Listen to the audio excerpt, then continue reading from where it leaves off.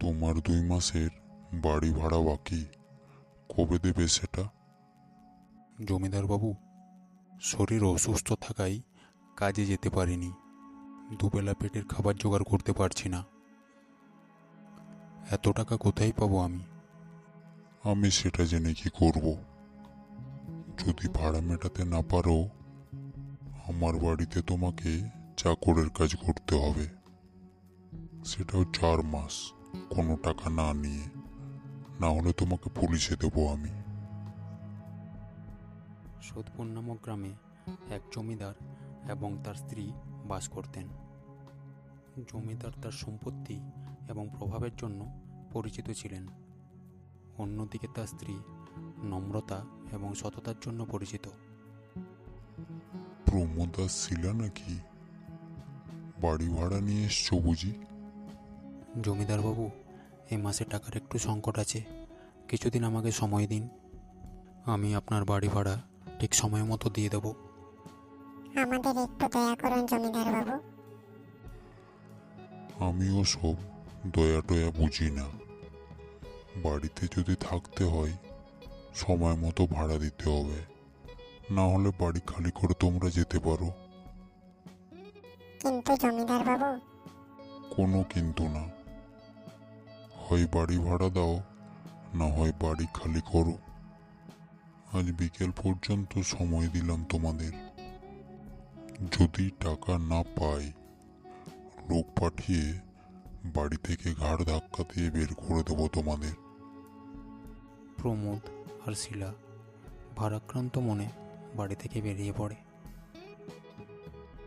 প্রমোদ এবং শিলা বাড়ি এসে হতাশ হয়ে বসে পড়ে। এদিকে জমিদারের স্ত্রী গোপনে এক ব্যাগ মুদ্রা তাদের দরজার সামনে রেখে চলে যায়। শিলা বাইরে বের হয়। এই ব্যাগটা দরজার সামনে কেন? কি হতে পারে এটা? এর ভেতরে তো টাকা রয়েছে। প্রমোদ, কোথায় আছো? তাড়াতাড়ি এসো। কি হয়েছে? দেখো না, দরজার সামনে এই ব্যাগটা পড়ে রয়েছিল। এর ভেতরে অনেক টাকা রয়েছে। ঈশ্বর মনে হয় আমাদের দুর্দশা দেখে সাহায্য করার জন্য কোনো দূত পাঠিয়েছেন। হে ঈশ্বর, আমাদের অসময়ে সাহায্য যেই করুক না কেন, সে যেন স্বর্গসুখ লাভ করে এবং জীবনে যেন অনেক খুশি হয়। জমিদার যখন বাড়ির বাইরে যেতেন, তখন তার স্ত্রী গ্রামের গরিবদের বাড়ি বাড়ি গিয়ে খাদ্য বিতরণ করতেন। এরকমই একদিন যখন তিনি খাদ্য বিতরণ করতে যান, তখন এক বৃদ্ধা বলেন, তুমি গরিবদের এত সাহায্য করো, ভগবান তোমায় খুব খুশি রাখুক মা। জমিদার বাবু যতটাই নিষ্ঠুর, তুমি ঠিক ততটাই সরল মনে। জমিদারের স্ত্রীর কথাটি শুনে মন খারাপ হয়ে যায়। তিনি বাড়ি আসেন এবং ভগবানের কাছে প্রার্থনা করেন, হে ভগবান, আমার স্বামীকে হাজার বোঝানোর পরেও তিনি গরিব মানুষকে শোষণ করা বন্ধ করেননি। তিনি যখন তার নির্মমতার কথা বলেন, তখন আমার খুবই দুঃখ হয় এবং দুঃখে বুক ফেটে যায়। ভগবান, আপনি কিছু করুন যাতে তার সুমতি আসে মনের মধ্যে। জমিদার বাইরে দাঁড়িয়ে আছেন। এমন সময় একটা ছোট বাচ্চা হঠাৎ তাদের বাড়ির সামনে এসে হাজির হয় এবং জমিদার বাবুকে বলেন, জমিদার বাবু, আমার বাড়িতে কেউ নেই, লাটটাতে বিক্রি করে, তাই আমাকে একটু খাবার দাও না জমিদার বাবু। তিনি বাচ্চাটার দিকে তাকিয়ে অন্যদের সাথে যেমন ব্যবহার করেন সেরকম করতে চাইলেও তার মুখ থেকে হঠাৎ বেরিয়ে পড়ল, কিছুক্ষণ অপেক্ষা করো বাবু, দেখছি কি আছে। ওই বাচ্চা, বেরো বলছি এখান থেকে। জমিদার বাবু দয়া টয়া বোঝেন না কিছু। তিনি যদি জানেন যে তোমার বাবার নাম কি, তোমার সব কিছু কেড়ে নেবেন ইনি। বাচ্চাটি ভয়ে কেঁদে ফেলে।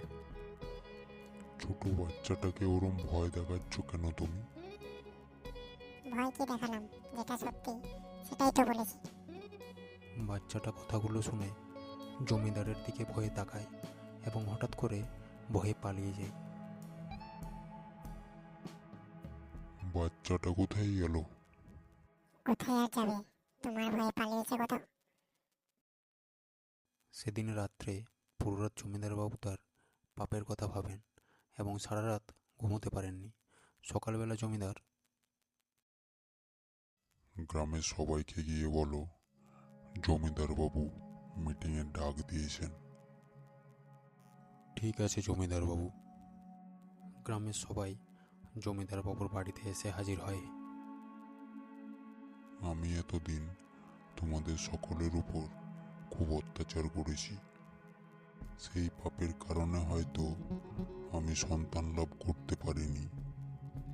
আমি নিজের পাপের জন্য তোমাদের সকলের কাছে ক্ষমা প্রার্থী। তোমরা সবাই আমাকে পারলে ক্ষমা করে দিও। এরপর কাউকেই টাকার সমস্যা থাকলে বাড়ি ছাড়তে হবে না, এবং যারই কিছু সমস্যা হোক এসে আমাকে জানাবে, আমি তার সমাধান করার চেষ্টা করব। গ্রামে সকলে জমিদার বাবুর জয় জয়কার শুরু করেন। গ্রামের জমিদার এখন সকলের সাহায্য করেন এবং সকলের অসুবিধাতে পাশে দাঁড়ান। 2 বছর পর জমিদার বাবুর একটি পুত্র সন্তান হয়। তিনি সুখে সংসার করেন।